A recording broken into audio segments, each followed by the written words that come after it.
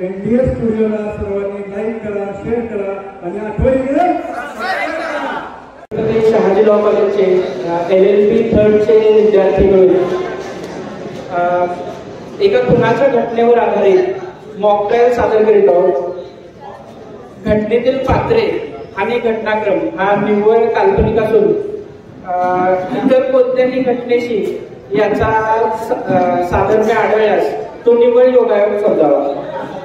घटनेसंदर्भात घडलेला थोडक्यात घटनाक्रम असा. घटनेच्या दिवशी सकाळी 8च्या सुमारास मंजुनाथ कोठी आणि त्यांची पत्नी यांचं भांडण सुरू होतं. ते भांडण मिटवण्यासाठी श्री लोखंडे आणि रामचंद्र खिलारे हे भांडण सोडवण्यासाठी तिथे जातात. भांडण चालू असतानाच तिथं आरोपी विनोद जाधव आणि कपिल जाधव हे दोघे येतात. या भांडणाच्या दरम्यानच रामचंद्र खिलारे आणि आरोपींच्या मध्ये किरकोळ वादावादी सुरू होते. त्या वादावादीचं पर्यवसान हे हाणामारीत होतं. त्याच्यानंतर ते सोडवण्यात येतं आणि साधारण 11-11:30च्या दरम्यान विनोद जाधव, कपिल जाधव आणि रामचंद्र खिलारे हे एका स्प्लेंडर मोटरसायकलवरून जात असताना काही साक्षीदार त्यांना पाहतात. त्याच्यानंतर साधारण 1:30च्या दरम्यान रामचंद्र खिलारे यांचा खून होतो आणि त्याची वर्दी पोलीस स्टेशनमध्ये येते. यानंतर मग पोलिसांची तपासचक्र फिरतात. आरोपींना अटक होते आणि घटनेत दिलेली फिर्याद, medical report, postmortem report, forensic report या आधारे कोर्टामध्ये केस दाखल होते. तर त्याची कार्यवाही आता सुरू होत आहे. तरी सर्वांनी शांतपणे ती कार्यवाही ऐकावी आणि आम्हाला सहकार्य करावे असं नम्र विनंती करून मी मॉक ट्रायलला सुरुवात करण्याची सर्वांना विनंती करतो. All right.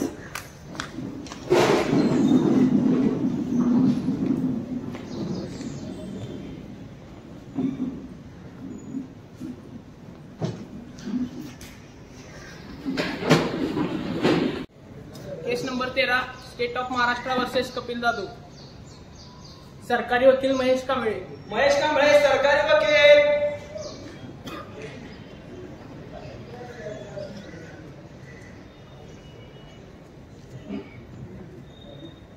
न्यायाधीश महाराज, क्रिमिनल कोर्टामध्ये केस नंबर 13 आहे.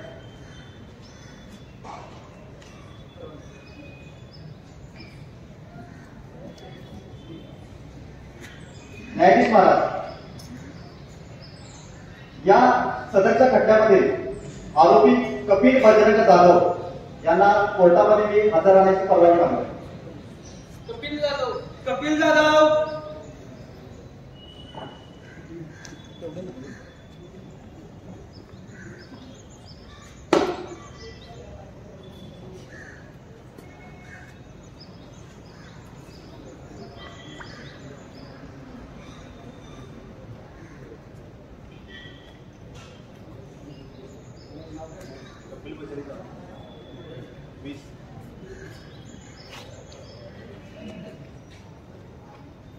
There is a great saying by Gautam Buddha that holding to anger is like drinking poison and expecting the other person to die.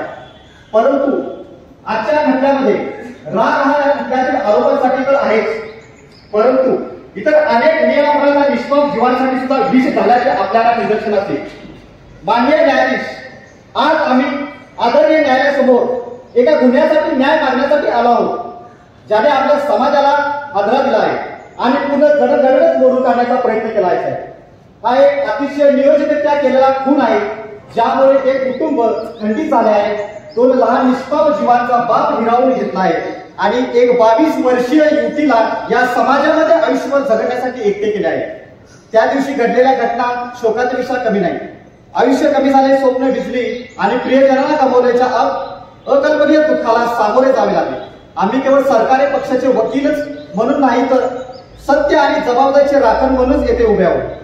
आम्ही जे पुरावे सादर करणार आहोत ते आरोपीचे एक ज्वलंत आणि निंदनीय चित्र रंगवे. एक व्यक्ती ज्याने मानवी जीवनाच्या पावित्र्याची अवहेलना केली आहे आणि एक गुन्हास्पद कृत्य केले आहे, ज्याला शिक्षा न करता मोकळे सोडले जाऊ शकत नाही. आणि मोकळे सोडले जाऊ नये, साक्षीदारांची साक्ष, न्यायवैद्यक पुरावे आणि तज्ञांच्या विश्लेषण करावे. आम्ही न्यायालयासमोर फसवणुकीचे जाळे उलगडून टाकू आणि प्रतिवादीच्या कृतीचे खरे स्वरूप उघडून करू. आमचा खटला तथ्यांच्या आणि अखंडनीय पुरावा याच्या पायावर बांधला गेला आहे, ज्यामुळे आरोपीच्या अपराधाबद्दल शंका घेण्यात जागा राहणार नाही. आम्ही तुम्हाला खुल्या मनाने आणि विवेकी अंतःकरणाने ऐकण्यासाठी निपक्षपातीने पुराव्याचे वजन करण्यास आणि केलेल्या गुन्ह्याची गंभीरता प्रतिबिंबित करणारा निर्णय देण्यासाठी सांगतो. न्याय मिळवण्यासाठी कायद्याचे राज्य खराब करून पाहणारे आणि इतरांचे हक्क पायदळी तुडवण्याविरुद्ध आपल्या देशाची न्यायप्रणाली नेहमी खंबीरपणे उभी राहिली आहे. अशा अत्याचारांना जबाबदार असलेल्यांना योग्य प्रकारे दंडित करण्यासाठी आणि त्याला त्याच्या कृत्यासाठी जबाबदार धरले जाईल याची खात्री करण्यासाठी आपण नेहमीच अशा पीडित व्यक्तींचे त्याच्या प्रियजनांचे आणि संपूर्ण समाजाचे देणे लागतो. सत्य आणि न्यायाच्या दिशेने आम्ही या प्रवासाला सुरुवात करत असताना आम्ही निपक्षपात आणि समानतेच्या तत्वांचे पालन करण्यासाठी अटल संकल्प आणि दृढ वचनबद्धतेने पीडित व्यक्तींना योग्य न्याय मिळवण्याच्या आशेवर आम्ही ह्या खटल्याची सुरुवात करण्याची परवानगी मागवत आहे. जज साहेब.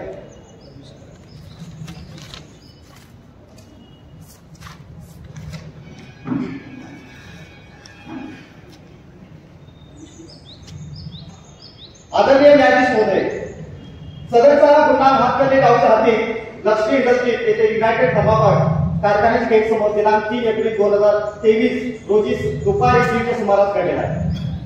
हा गुन्हा घडण्याचे कारण म्हणजे दिनांक 3/4/2023 रोजी सकाळी 7:30च्या सुमारास कुटुंबातील वाद सोडवण्यासाठी जे मयत व्यक्ती आहेत रामचंद्र खिलारी आणि त्यांचा मित्र अजित लोखंडे कुटुंबामध्ये वाद सोडवण्यासाठी उपस्थित गेले होते आणि कुटुंबातील त्यांनी वाद सोडवला होता. त्याबरोबर त्या ठिकाणी आरोपी जो आहे कपिल बजरंग जाधव त्याही ठिकाणी उपस्थित होता. त्यानंतर साहेब आपले मयत व्यक्ती जे आहेत रामचंद्र खिलारी याच्यावरती जो आरोपी कपिल बजरंग जाधव आहे त्या अंगावर धावून गेले आणि एकमेकांना शिवी घातली. तिथे उपस्थित असलेल्या लोकांनी सदरचा वाद मिटवला साहेब. त्यानंतर पुढे सुमारे 1:30च्या आसपास लक्ष्मी इंडस्ट्री हातकर्णी युनायटेड कारखान्याचे गेट समोर आहे त्या ठिकाणी आरोपी कपिल बजरंग जाधव याने रामचंद्र खिलारी यांना कोयत्याने 72 शुक्रवार माने वाले म्हणून त्याचा निर्दयपणे हत्या केली साहेब. या गुन्ह्यामध्ये आपण ते भारतीय दंडविधान संहिते 302 हे कलम त्याच्यावरती लावलेला आहे साहेब. आपल्यावरती रामचंद्र खिलारे यांच्या हत्येचा जो आरोप लावण्यात आलेला आहे त्या अंतर्गत भारतीय दंडविधान 302 आणि कलम 34 या अंतर्गत जो आरोप लावलेला आहे तो आपल्याला मान्य आहे का? मान्य नाही.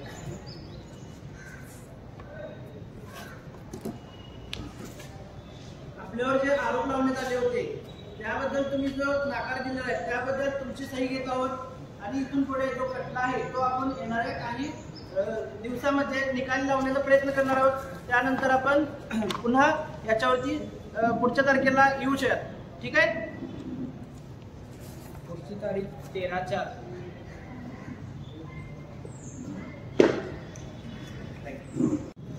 प्राजक्ता वटकर सरकारी वकील.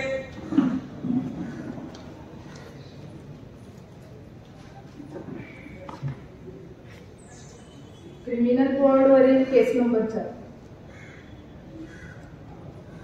State of Maharashtra versus Kapil Jadhav यांच्या केसमधील साक्षीदार घटनास्थळ पंच नितीश तराड यांचा तपास करण्याची परवानगी मिळाली. Permission granted. नितीश बापू तराड. नितीश तराड.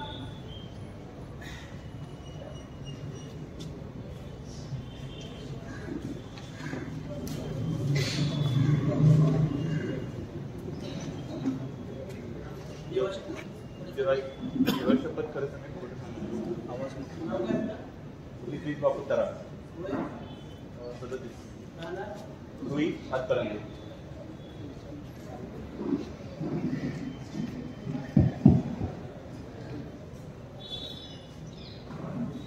आपलं नाव सांगा. मी नितीन बापू तराड रुईगावचा पोलीस पाटील. आपण कुठे काम करताय? रुईगावचा रुई हातकर्णी मी पोलीस पाटील म्हणून कार्यरत आहे. तुम्हाला जो पंचनामा करण्यासाठी बोलवलंय तो तुम्ही करण्यासाठी स्वतः तिथं हजर होता का तुम्हाला कोणी बोलवलं होतं? पंचनामासाठी मी स्वतः उपस्थित होतो.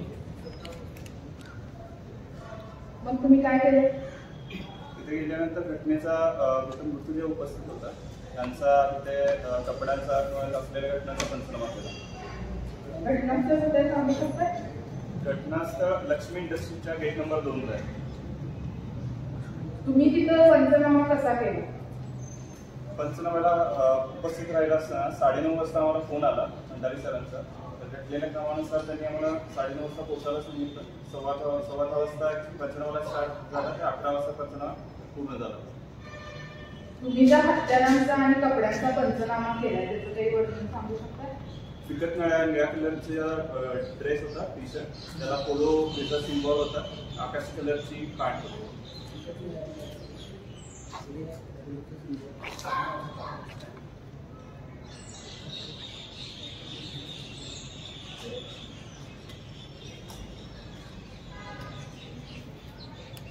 आपण जो पंचनामा केलाय तो हाच आहे का? आणि सही आपली आहे? हो. That's all.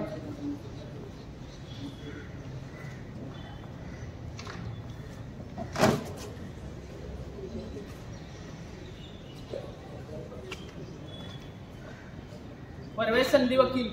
वकील परवेश संधी.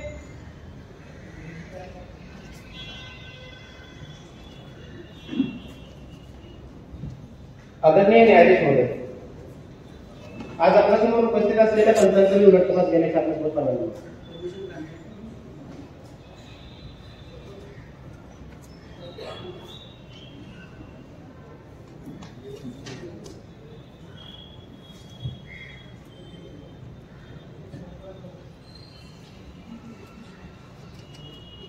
तुमचं नाव काय? नितीन बापूतरा. ठीक आहे, हे सर्वांनी नितीन बापूतरा. काम काय करतात? हे रोहितराव हातकर्णी याचा पोलीस पाटील म्हणून कार्यरत आहे. मला एक सांगा, गावात जर एखादं भांडण झालं तर त्या ठिकाणी मध्यस्थी करायचं हे पोलीस पाटलाचं काम असतं. मध्यस्थी म्हणजे शांतता प्रस्थापित करणं हे मला जर नेमून दिलेला कर्तव्याचा भाग आहे. मला जर असतं की नाही? Yes, बरोबर. मग अशा मध्यस्थी करतेवेळी समजा भांडण जर एखादी पोलीस स्टेशन मध्ये गेली तर त्यावेळी पोलिसांचा देखील तुमच्यासोबत संपर्क होत असेल. हो. मग त्यानुसार पोलिसांची आणि तुमची ओळख ही जर चांगली झाली असेल, बरोबर? हो.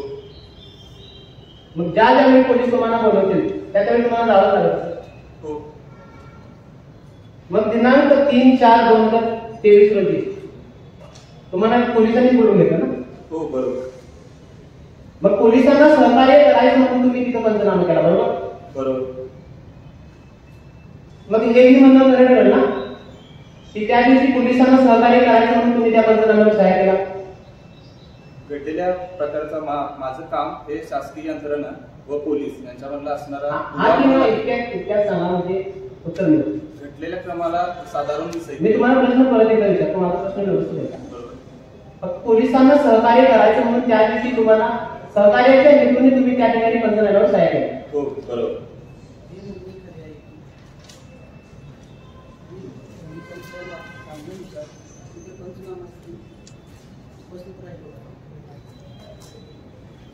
बरं, त्या दिवशी पंचनामा करताना तुमच्यासोबत आणखी कोण उपस्थित होता?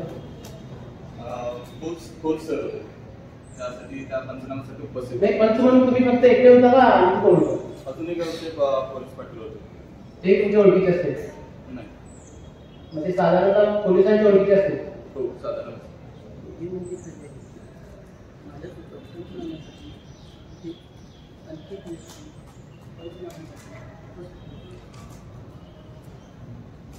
मग त्या मुद्देमालाचं वर्णन तुम्हाला पोलिसांनी सांगितलं असेल? हो. बरं, या ठिकाणी माझं असं म्हणणं आहे, पोलिसांची ओळख असल्यामुळे आणि पोलिसांना सहकार्य करायचं म्हणून पोलिसांनी सांगितल्याप्रमाणे तुम्ही या ठिकाणी पंचनामा केला आणि त्या पंचनाम्यावर तुमच्या खोट्या आहेत? नाही.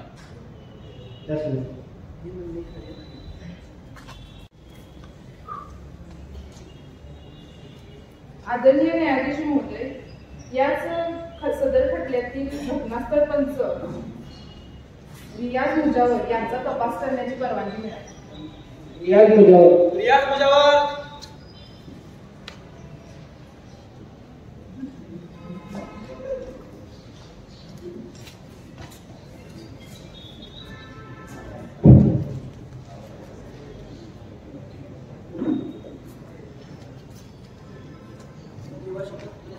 देवाची पद्धत सांगेल कोणते सांगणार आहे.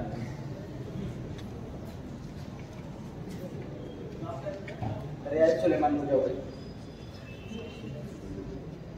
आपण काय काम करता? आयते या गावचा पोलीस पाटील आहे. हा जो तुम्ही पंचनामा केलाय हा करण्यासाठी तुम्हाला बोलवण्यात आलं होतं की तुम्ही तिथं स्वतः होता? होय, बोलवतात. कोणी बोलवलं? पोलीस स्टेशनमधून बंडारी साहेबांचा फोन आला, त्यांच्या बोलण्यासाठी ते उपस्थित राहिले.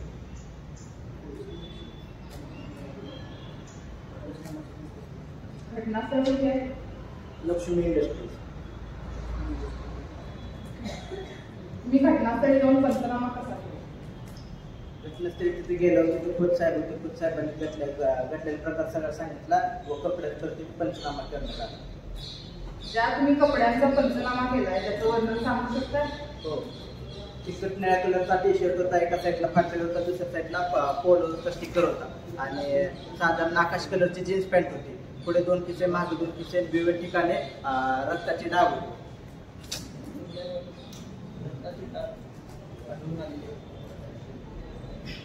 तुम्ही जो पंचनामा केलाय तो हाच आहे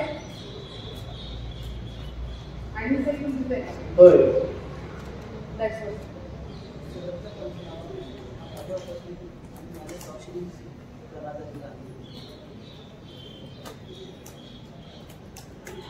आशिष शिंदे.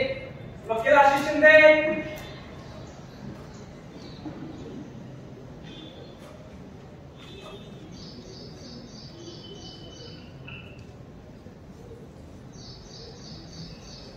माननीय न्यायाधीश महोदय, मी पंचांचा फेरतपास घेण्यासाठी परवानगी मागत आहे.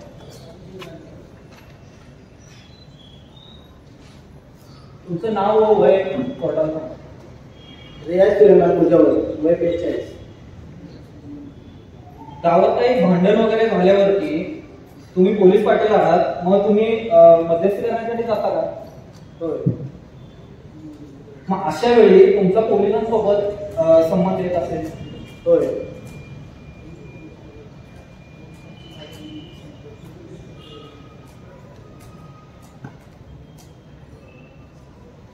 मग तुमचा पोलिसांसोबत चांगली ओळख वगैरे झाली असेल? होय, 100%. म्हणतो तुम्ही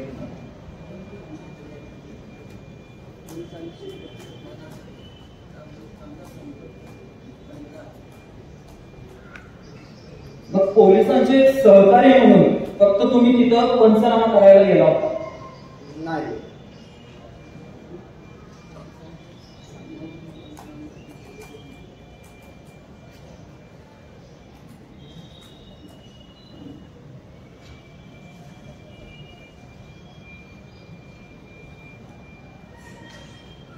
पोलिसांच्या सांगण्यावरून तुम्ही फक्त तिथं पंचनामा करायला गेला आणि तुम्ही त्या पंचनाम्यावरती साईन दिली?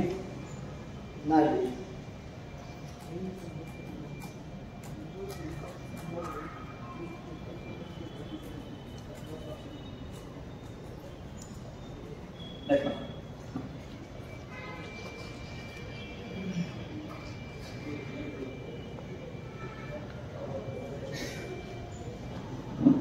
आदरणीय न्यायाधीश महोदय, याच खटल्यातील साक्षीदार मंजुनाथ पाटील यांना बोलवण्याची परवानगी. मंजुनाथ पाटील.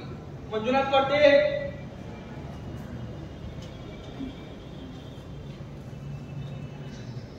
आपलं नाव काय? मी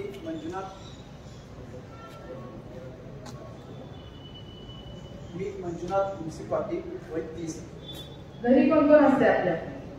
मी, माझी पत्नी, 2 मुली, सासू सासरे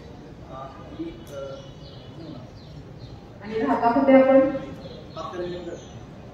दिनांक 3/4/2023 रोजी काय घडलं सांगू शकता? 3 तारखेला सकाळी 7:30च्या दरम्यान माझ्या पत्नीसोबत माझं भांडण झालं होतं. त्यानंतर मी रागाच्या भरामध्ये मी बाहेर पडलो घराच्या. त्यानंतर मी हातकणंगले गावामध्ये गेलो. तिथं माझा मित्र रामचंद्र खिलारी हा भेटला. त्यानंतर मी माझ्या भांडण झालं होतं ते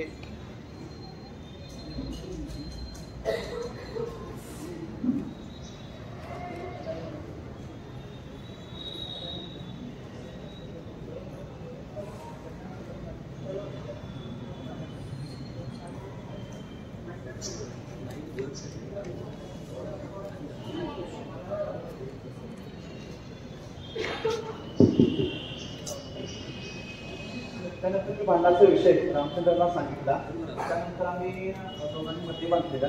त्यानंतर रामचंद्र म्हणाला की त्याचा मित्र लोखंडे अजित लोखंडेला भेटायला जायचं आहे 5 किलोमीटरवर.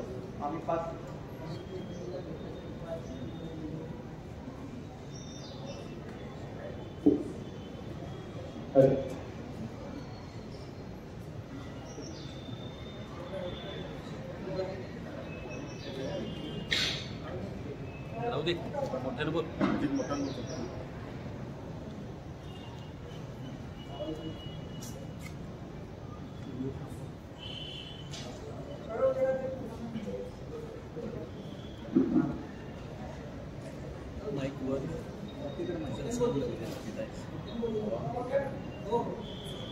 त्यानंतर आम्ही 5 व्यक्तीजवळ भेटायला गेलो.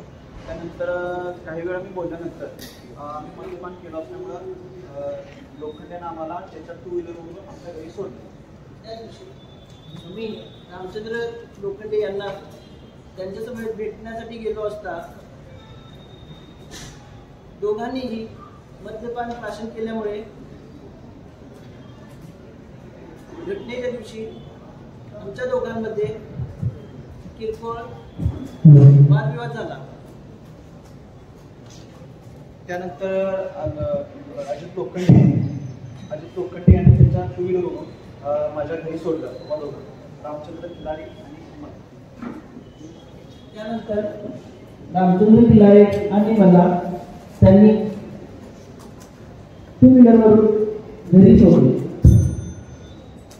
त्यानंतर दोघेही त्यांच्या घरी गेले. त्यानंतर ते दोघे त्यांच्या घरी गेले. परत काही वेळानंतर माझ्या पत्नीचं आणि माझं भांडण झालं आणि त्याच रागातून मी माझ्या गावी मुंबईला गेलो. कारण किरकोळ वादावादातून माझ्या पत्नीशी भांडण झाल्यानंतर मी रागाच्या भरात माझ्या आजोळ म्हणजे माझ्या गावी गेले. ही खुनाची बातमी तुम्हाला कधी समजली मग? माझ्या बायकोकडून समजले. दुसऱ्या दिवशी माझ्या पत्नीकडून मला खुनाची बातमी समजली. दुसऱ्या दिवशी माझ्या पत्नीचा फोन आला मला की ज्यावेळेस मी मुंबईला आलो त्यानंतर रामचंद्र खिलारे आणि कपिल जाधव त्यांच्यामध्ये काही कारणावरून वाद झाला होता. त्यानंतर 3च्या सुमारास दुपारी 3च्या सुमारास कपिल जाधवनं प्रोव्हाइड थर्माकोल कंपनीच्या गेटच्या समोर रामचंद्र खिलारे याचा खून केला. असे समजले की प्रत्यक्षात तुम्ही पाहिलेलं होता? नाही, पत्नीने सांगितलं. पत्नीने सांगितलं. माझ्या पत्नीशी मला हे सांगितलं की दुपारी सुमारास रामचंद्र खिलारे यांचा युनायटेड कर्मकर्त्यात गेट क्रमांक 2 समोर खून झाला. मी आरोपीला ओळखताय? हो. आलाय तो इथे? आणि हा जबाबदारी सही तुमचीच आहे? पण माझी मी आरोपीला ओळखतो. थोडंसं जवळ माझा आहे आपण डॉक्टरी नंतर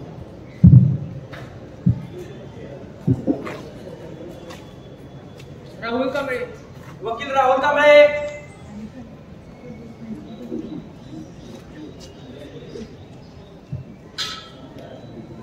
मान्य कोर्टासमोर चालू खटल्यातील साक्षीदारांची ओळख तपासणी करण्याची परवानगी द्यावी विनंती. सदर गुन्ह्यातील आरोपी व मयत यांना तुम्ही ओळखता का? किती वर्षापासून ओळखता? गेले 2 वर्ष ओळखतो. मग इतक्या वर्षामध्ये त्यांच्या 4 वर्षामध्ये वाद झाला होता का? कधी भांडण झालं होतं का? नाही, जात नव्हते. म्हणजे त्यांचे चांगले संबंध होते? आमचे चांगले होते. चांगले म्हणजे कसे, मैत्रीपूर्ण होते का आपले घरेलू जवळीक संबंध होते? नाही, इतके जवळचे नव्हते. नॉर्मल. नाही, माझा प्रश्न आहे मैत्रीपूर्ण संबंध होते का? ह्याच्या अगोदर तुम्ही होते म्हणता? होते, पण तसे ते जास्त जवळचे नव्हते.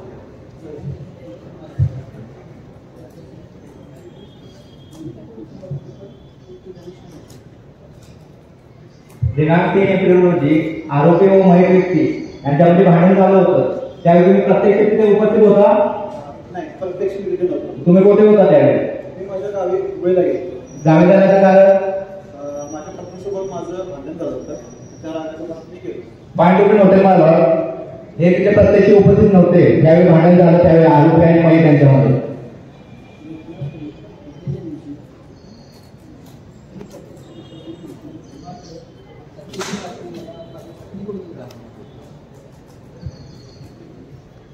मग तुम्हाला कसं समजलं त्या दोघांच्या मध्ये भांडण झालं होतं ते? मी ज्यावेळेस मुंबईला गेलो त्या दुसऱ्या दिवशी मला माझ्या पत्नीला फोन करून सांगितलं होतं. काय सांगितलं होतं? कपिल जाधवला रामचंद्र खिलारे यांचा खून केला. आणखी कोण होतं त्याच्याजवळ? भांडण झालं त्यावेळी आणखी कोण होतं का त्यावेळी? तसं काय सांगितलं नव्हतं मला, फक्त ते 20 पॉईंट तुम्ही नोटेल माझ्यावर. हे फक्त आयक्यू पुराव्यावरती यांनी जबाब दिलेला आहे. हे प्रत्यक्ष तिथे उपस्थित नव्हते. घटनास्थळी घटनेच्या दिवशी मी स्वतः तिथे उपस्थित नसताना मी मगाशी जाऊन दिला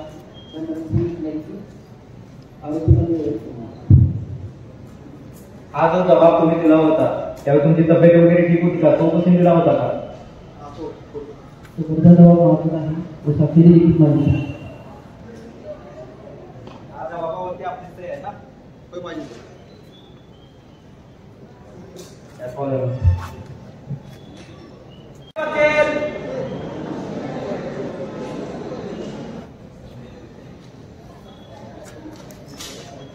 Your Honor, I seek your kind permission to examine the witness, prosecution witness number 7, Nagnath Krishna Suros.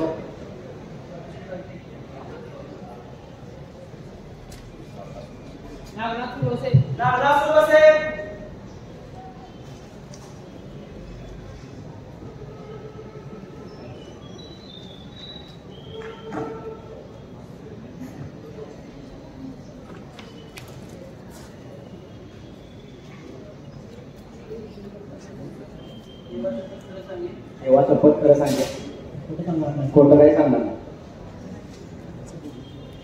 जज साहेबांना तुमचं एकदा नाव सांगा.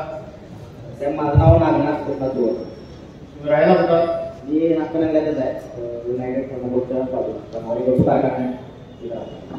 तुम्ही काय काम करतात? साहेब मी वॉचमन. कुठं वॉचमन करतात साहेब? मी युनायटेड थर्मोकोल कारखाना आहे. म्हणजे ज्या कारखान्याच्या बाहेर खून झाला त्या कारखान्यातून वॉचमन आहे. होय. मग ज्या दिवशी घटना घडली 3 एप्रिल 2023 रोजी त्या दिवशी तुम्ही कामावर हजर होता का? होय साहेब, मी कामावर होतो. तुम्ही ह्या खुनातले आरोपी त्याला ओळखता का? ओळखते साहेब. कसे ओळखतात? साहेब इथं थर्मोकोल कारखान्यात त्याच्या आजोबा नाईट वॉचमन म्हणून ओळखतो. मी आरोपीला ओळखतो. मग तुम्ही आरोपीला तुमच्या म्हणण्यानुसार की आरोपी हा राहायला तुम्ही ज्या ठिकाणी वॉचमनचं काम करता त्याच कारखान्यामध्ये राहिला आहे, तर त्याला तुम्ही येता जाता बघता. त्याच्या स्वभावाबद्दल काय सांगू शकता का? म्हणजे त्याचा स्वभाव तापट आहे, रागीट आहे, हे कधी तुम्ही बघितलं का? स्वभाव साहेब तापट आहे त्याला. 3 वर्ष मी काम करतो इथं. जवळ काय झाले की मी लगेच करतो. हे नमूद केलं आहे की त्याचा स्वभाव हा तापट आहे. किरकोळ कारणावरून काही वेळा त्याच्या सहकार्यांशी वादविवाद पण होतात. मी खून होताना प्रत्यक्षात पाहिले नाहीये. मग तुम्ही त्या दिवशी काय बघितलं? 3 तारखेला साहेब जेवून येताना